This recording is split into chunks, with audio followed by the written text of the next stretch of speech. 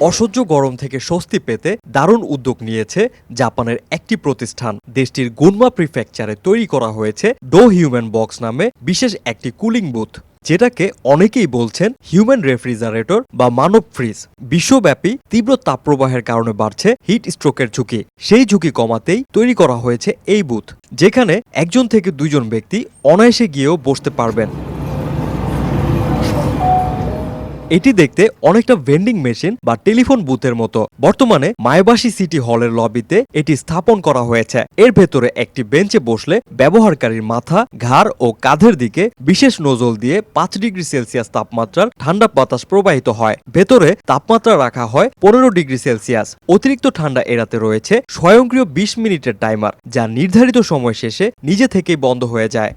মায়াবাসী সিটির future creation বিভাগের নীতি সমন্বয় ইউনিটের উপপ্রধান কাতসুতোশি ইয়াগিহারা জানান,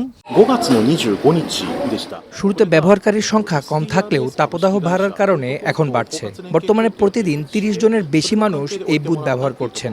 স্থানীয় বাসিন্দা ইউরি বলেন, বুথের ভেতর ঘাড়ের চারপাশ দিয়ে ঠান্ডা বাতাস প্রবাহিত হলেও এটা অস্বস্তিকর নয়, বরং ঘাড় ও হাত পা ঠান্ডা হওয়ায় শরীরের তাপমাত্রা দ্রুত কমে যায়। এতে বেশ সতেজ একটা অনুভূত হয়। গ্রীষ্মে তাপমাত্রা প্রায় 35 ডিগ্রি সেলসিয়াস ছাড়িয়ে যায়, আর কিছু এলাকা তা 40 ডিগ্রিতেও ওঠে। জাপানের আবহাওয়া বিভাগ 40 ডিগ্রি বা তার বেশি তাপমাত্রার দিনকে কোকুশোবি বা ভয়াবহ গরমের দিন হিসেবে অভিহিত করে থাকে। Desk report, hello Bangladesh.